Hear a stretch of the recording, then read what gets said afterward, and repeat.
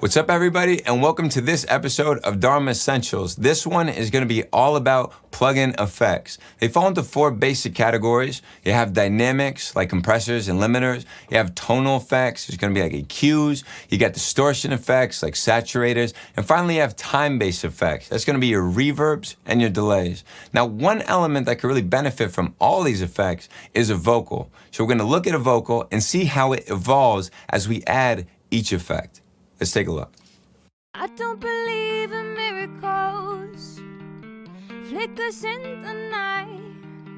Now, the first thing that we're going to do is add a gate. This gate will set a certain threshold below which sound is muted entirely. So in your recording, there are going to be lines where, in this case, the girl is singing, and there will be space in between where she's not, but sound is still being recorded by that microphone, and it's useless to you for the purpose of your song.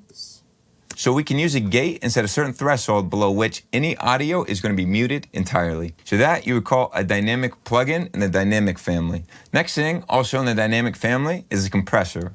This is really common to help even out a performance that involves certain lines which were louder, like you see here, this first one, and certain lines that she sang which are lower, here and even lower here. Applying this compressor, I don't believe in miracles, flickers in the night.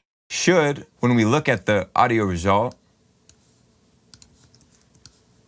give us a much more even signal, as you see here. Everything is more even. So that is the effect of our compressor. The next thing in our chain is this EQ. The EQ, we're doing a high-pass filter and a little notch here on the top end to give it some brightness.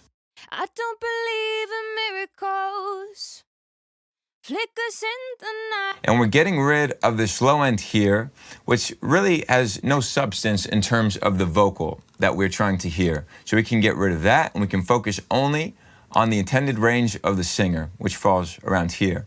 So that is a tonal effect. So far we've covered dynamic and tonal effect. The next thing is a time-based effect, which is reverb. I don't believe in miracles. Another time-based effect, be echo or delay. Sound like this. I don't believe in miracles. Those are examples of time-based effects. Finally, we're going to take a saturator. That falls into the distortion and saturation family, and this will add a little bit of grit and give the effect that the vocal has sort of been slammed. We want to put this after the gate so that the compressor is responding to the additional volume that the saturator creates. I don't believe in miracles. You can use this to add some grit. It's really optional. There are many cases when you wouldn't use it at all, but just to give you a demonstration of distortion and saturation and plugins that fall into that family. So the order in which I place these plugins is my preference. You could change things around as long as you understand, given the signal flow, how that will affect each plugin. For instance, if I put the EQ before the compressor, now the compressor will be reacting to this vocal without any of that low-end rumble, which is maybe what you want. Likewise, you could put the reverb before the compressor, then you'll be getting some more volume from the reverb when the compressor opens up. There are so many ways that you could arrange this. It's really a preference. This is just the way that I chose to do it.